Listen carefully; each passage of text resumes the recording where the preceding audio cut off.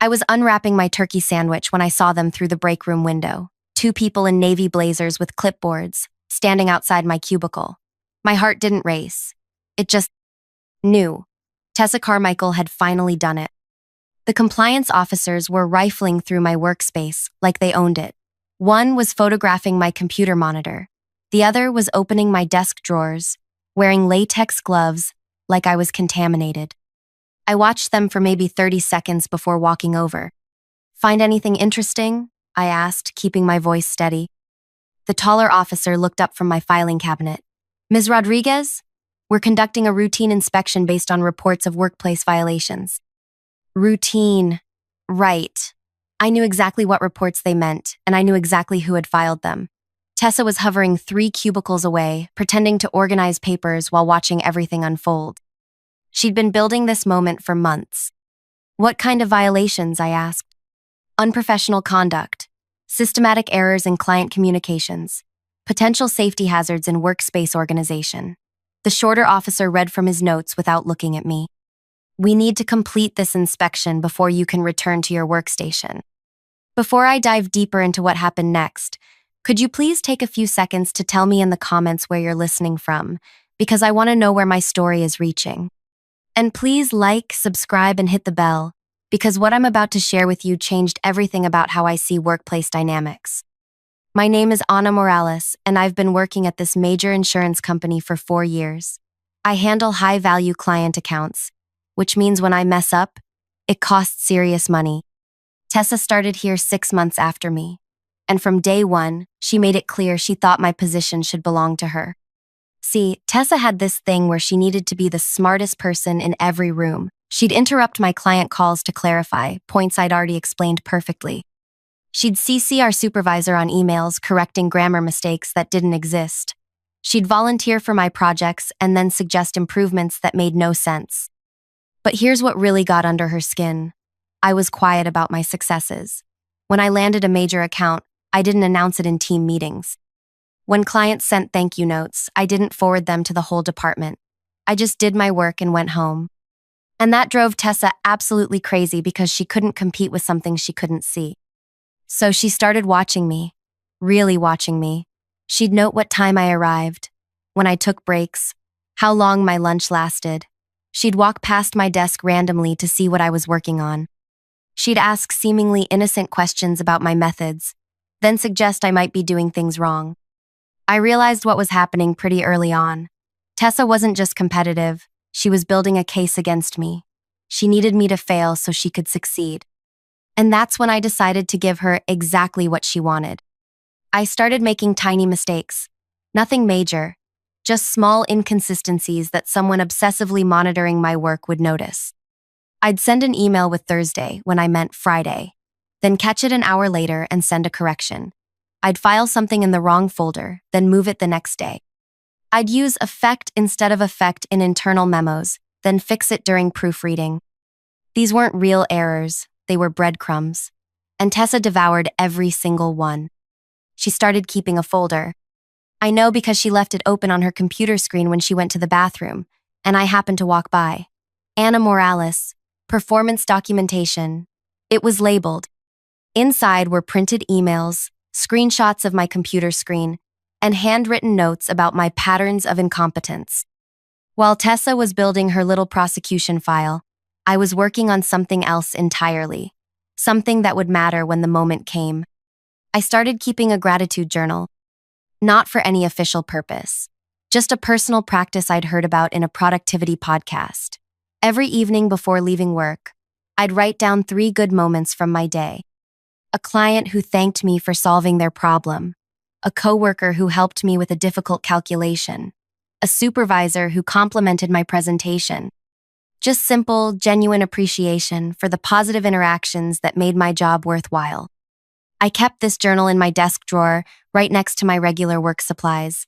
Nothing hidden or secret about it. Just a small leather notebook where I recorded moments of professional gratitude. The entries were honest and specific. Daniel Cho from accounting stayed late to help me understand the new billing software. His patience made a frustrating day so much better. Client Mrs. Patterson called just to say how much she appreciated my follow-up on her claim. It's moments like these that remind me why I love this work. Alicia brought coffee for the whole team during our budget meeting. Small gestures like this make our workplace feel like a community. Month after month, I filled pages with these observations. Every person who showed kindness, professionalism, or excellence earned a mention. Every positive interaction, no matter how small, got documented with the date and a brief description of what made it meaningful. What I didn't realize at the time was that I was creating an accidental audit of workplace relationships. As I wrote these entries, a pattern emerged that I hadn't noticed before. Some people appeared constantly. Daniel Cho from accounting showed up dozens of times for his helpful explanations and collaborative spirit. Alicia from human resources earned frequent mentions for her thoughtful gestures and professional guidance. Even our strict supervisor, Mr. Walsh, appeared regularly for his clear feedback and fair treatment of the team. But one name never appeared. Not once. In 18 months of gratitude journaling, through hundreds of entries documenting positive workplace interactions, Tessa Carmichael had never done a single thing worth acknowledging. Not one helpful gesture. Not one professional courtesy. Not one moment of genuine collaboration or kindness. I hadn't planned this. I wasn't trying to exclude her. But as I reviewed my journal entries, the truth was undeniable. Tessa had never contributed anything positive to anyone's work experience. She existed in our office like a black hole, consuming energy and attention without generating any warmth or light in return. 6 months after I started the journal, Tessa made her move. It was a Tuesday morning when she requested a meeting with our supervisor and the compliance department. She presented her carefully organized folder of my performance issues and requested a formal investigation into my work quality and professional conduct. Ana Morales has demonstrated a pattern of errors and unprofessional behavior that puts our client relationships at risk, she told them.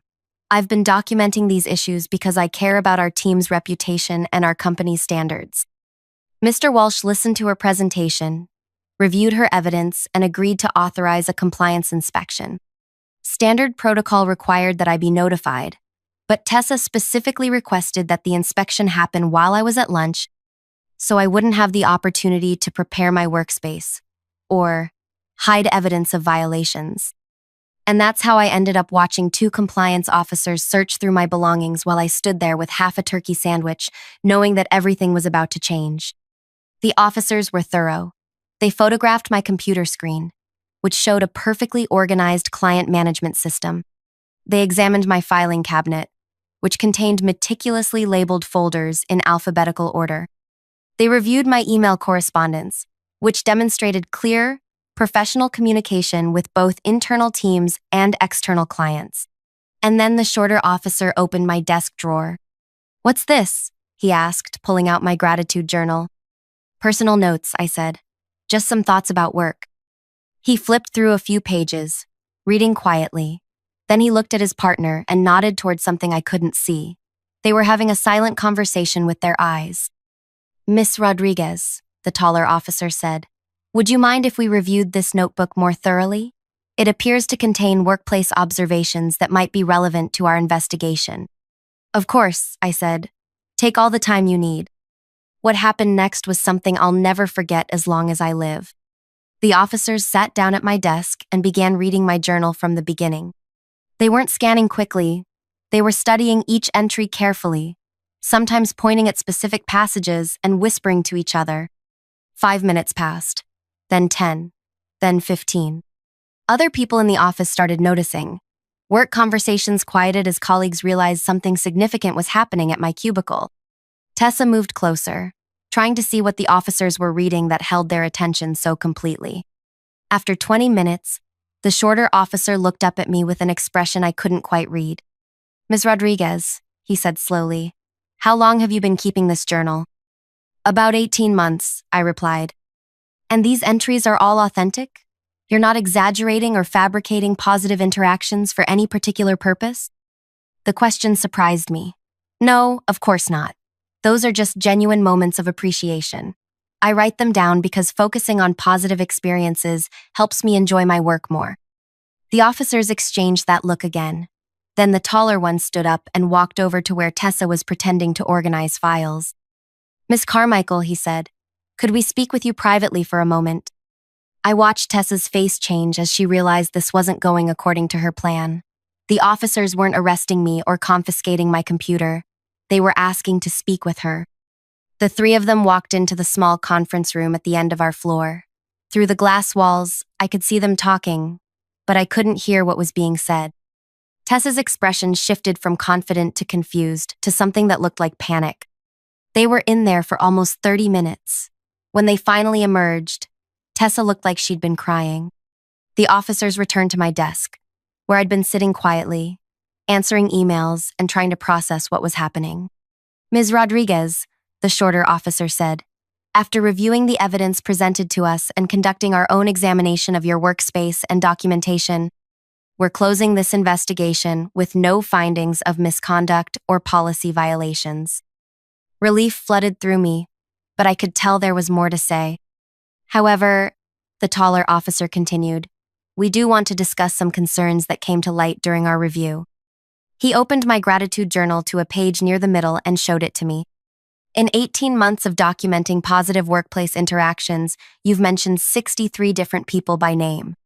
Colleagues, supervisors, clients, vendors, security guards, cleaning staff, 63 people who made your work experience better in some way." I nodded, not sure where this was going. "Ms. Carmichael's name appears 0 times in your journal." The words hung there between us. I looked at my journal, then at the officers, then toward the conference room where Tessa was still sitting alone. "That wasn't intentional," I said quietly. "I just write down moments of genuine appreciation. If someone doesn't appear in my journal, it's not because I was trying to exclude them, it's because—" I couldn't finish the sentence. Because saying it out loud would make it real, and I wasn't sure I wanted that responsibility. "Because they never did anything worth appreciating," the shorter officer completed. "We understand, and we think Miss Carmichael understands now too." They closed my journal and handed it back to me. "The irony," the taller officer said, "is that she was so focused on documenting your mistakes that she never considered what her own behavior looked like from the outside. Your journal inadvertently created a record of workplace relationships that reveals more about office dynamics than any performance review ever could." They packed up their materials and prepared to leave. As they walked away, I heard one of them say to the other, 18 months, and not a single positive mention. Can you imagine being that consistently? They were too far away for me to hear the rest. I sat at my desk, holding my gratitude journal and trying to understand what had just happened. Around me, normal office sounds were returning. Keyboards clicking, phones ringing, quiet conversations about project deadlines and weekend plans. But everything felt different now. The compliance investigation that was supposed to destroy my career had instead revealed something much more devastating about the person who'd orchestrated it. Tessa Carmichael had spent months documenting my tiny, inconsequential mistakes, while being completely blind to her own toxic impact on everyone around her. She'd been so busy trying to prove I didn't belong here that she'd never considered whether she belonged here herself. And now everyone knew. I didn't see Tessa for the rest of that day. She disappeared from the conference room sometime while I was answering client calls, and her cubicle stayed empty until closing time. I figured she'd gone home early, maybe to process what had happened, or maybe just to avoid the sideways glances from coworkers who'd witnessed the whole thing.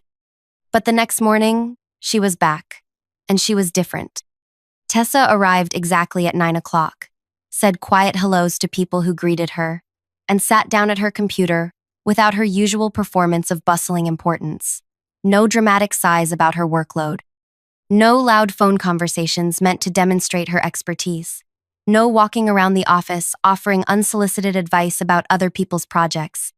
She just worked, quietly, like the rest of us. I thought maybe the compliance investigation had given her some perspective.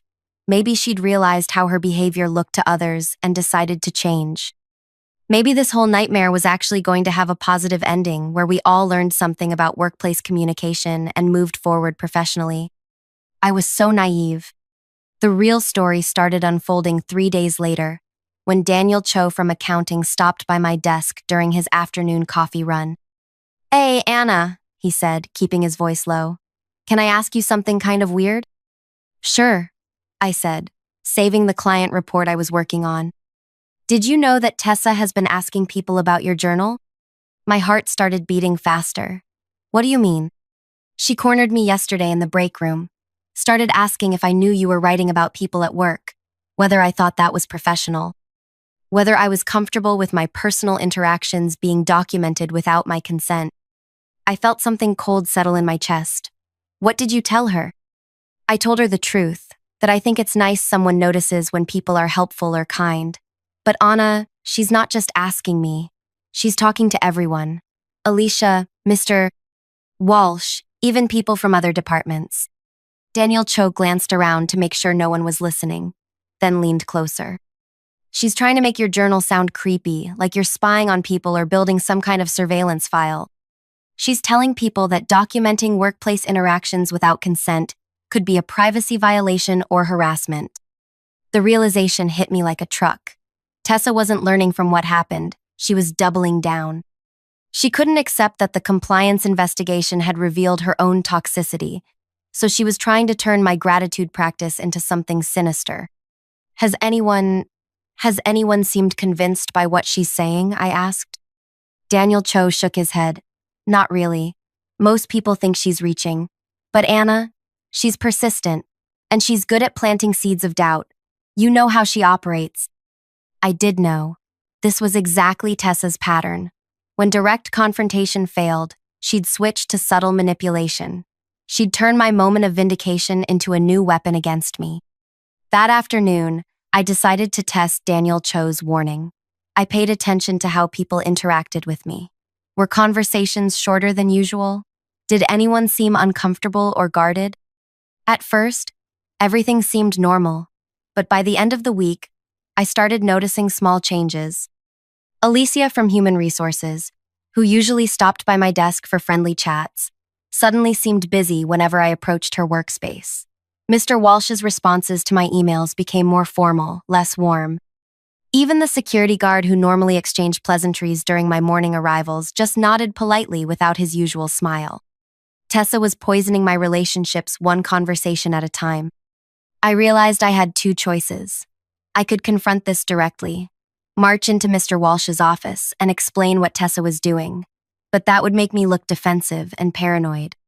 It would confirm her narrative that I was overly focused on workplace dynamics and personal relationships. Or I could do something else entirely. I decided to give Tessa exactly what she wanted, but not in the way she expected.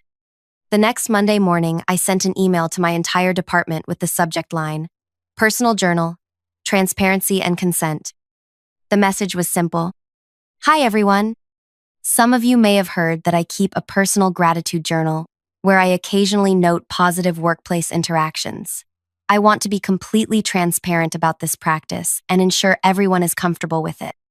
The journal is purely personal, a way for me to focus on positive moments in my workday.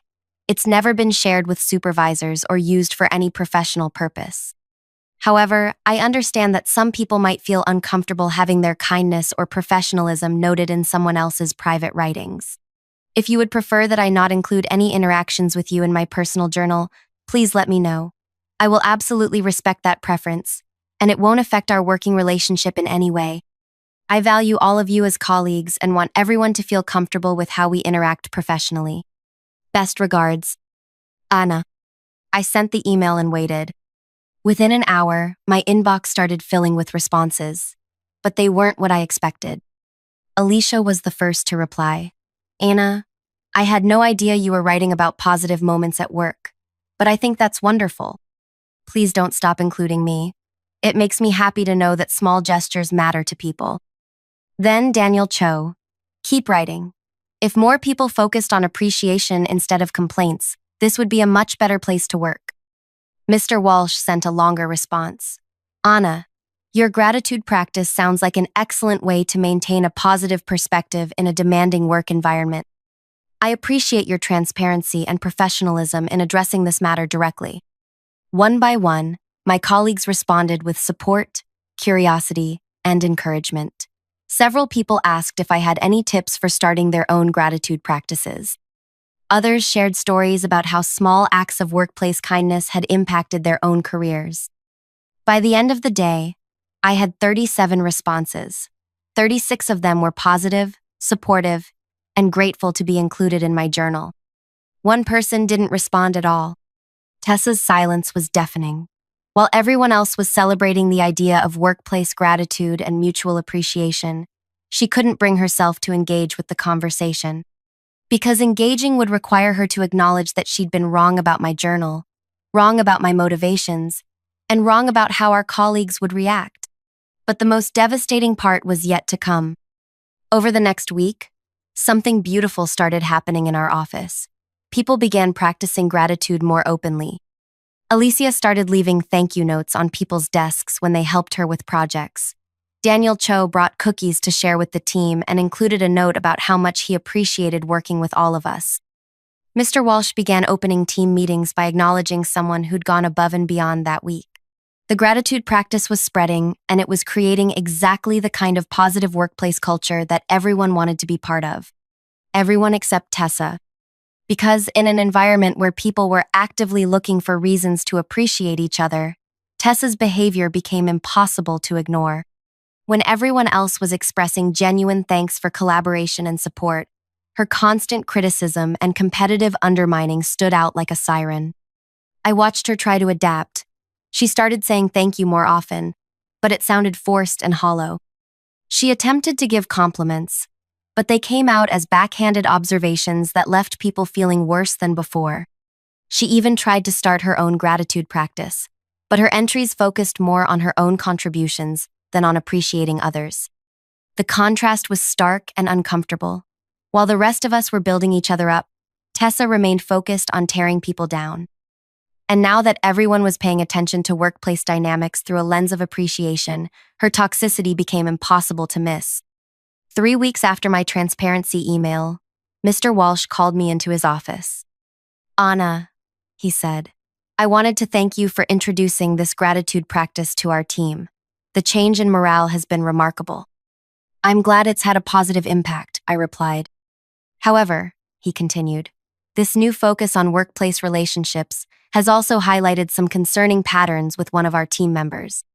He didn't need to say who.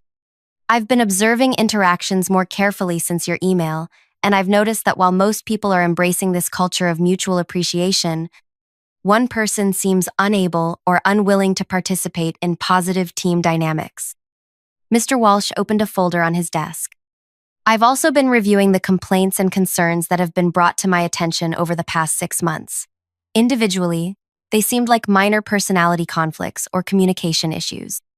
But when I look at them together, with this new perspective on workplace relationships, a troubling pattern emerges."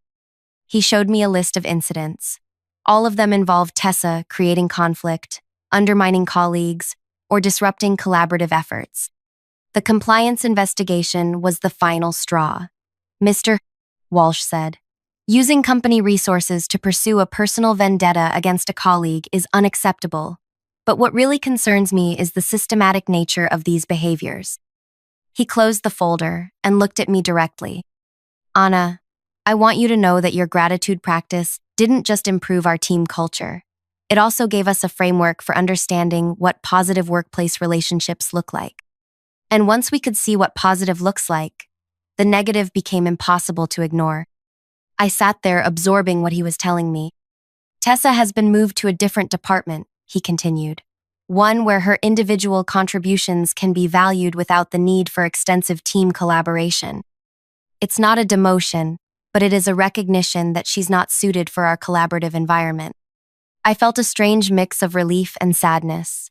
Relief that the toxic dynamic was finally being addressed. Sadness that it had come to this.